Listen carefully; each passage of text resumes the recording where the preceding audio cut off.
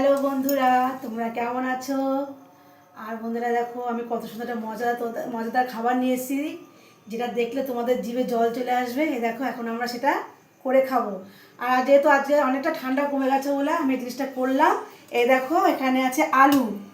তা আমি কী বানাবো তোমার নিশ্চয়ই বুঝতে পেরেছো আমি কী বানাবো। এই দেখো, এখানে আছে শশা।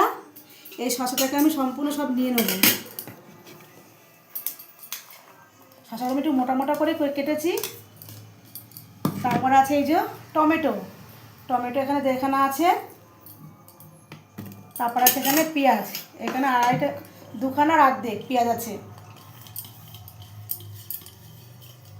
তারপর এখানে আছে সেদ্ধ ছোলা। এই দেখো, সেদ্ধ ছোলা, সেদ্ধ মটর। তারপর আছে এই যে এখানে কাঁচা লঙ্কা। কাঁচা লঙ্কা বন্ধুরা অল্প দেবো, কেন কাঁচা লঙ্কাটা প্রচুর ঝাল। আর আছে এখানে কাঁচা কাঁচা ছোলা, কাঁচা মটর। এটা আমি সব দিয়ে দেবো। আর এখানে আছে ধনে পাতা। এই ধনে পাতাটা হেবি সেন্ট বন্ধুরা। এই ধনে পাতাতে চানা খেতে সত্যি খুবই ভালো লাগে। আর দেবো এই যে সব থেকে মূল্যবান জিনিস, এই তেঁতুল টক। এটা আমি সব দিয়ে দেবো। আর হচ্ছে এই যে দেবো বিট নুন।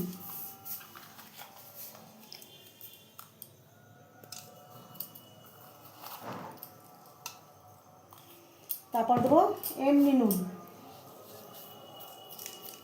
আর দেবো যে মশলা, যে আমি নিজে হাতে এই মশলাটা বানিয়েছি।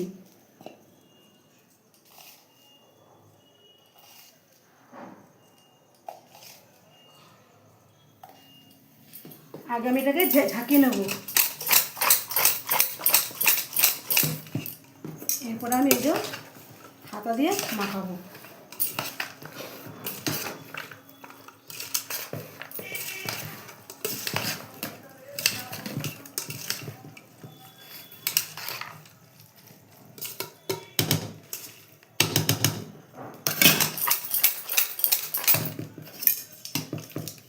দেখো তো বন্ধুরা, দোকানের মতন হচ্ছে কি না।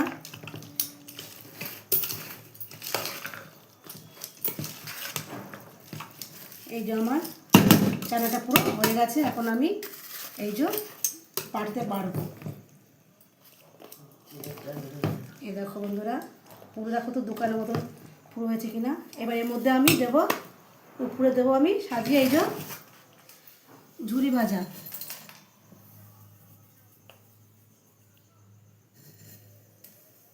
আর দেবো যে বাদাম। দেখো তো বন্ধুরা কেমন হয়েছে, তোমরা কমেন্টে জানিও আমার চানাটা আমি কেমন বানালাম।